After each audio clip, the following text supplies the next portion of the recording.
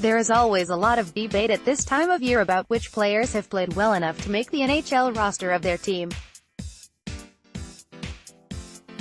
After training camps open and teams have a few preseason games to evaluate, tough choices will have to be made. For the Dallas Stars, those choices are not shaping up to be easy. You know, right now they're making it hard for decisions, right? And that's what we want, head coach Jim Montgomery said after his team won their second of 2 preseason games played so far this year. We want players to make it hard on us because they're all excelling. Right now, everyone is playing well, they're playing hard, so how does a team make decisions between players, all things looking relatively equal between them? For some players, it could come down to position. The Dallas Stars have several players vying for the bottom 6 forward group that play center.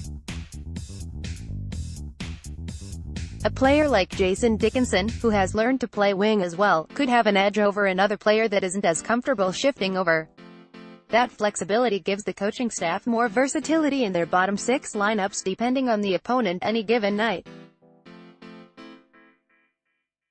If you have 2 wingers who can't play strong down low, it makes it so much harder for the center, Dickinson told Mike Haka of the team website. He got a lot of work to do and a lot of coverage that he has to take.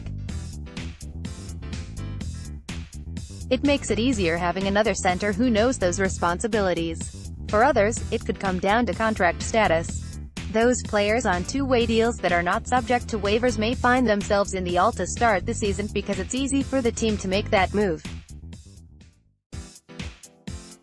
These kinds of players are likely to also be the first call-up when injuries inevitably hit the NHL roster.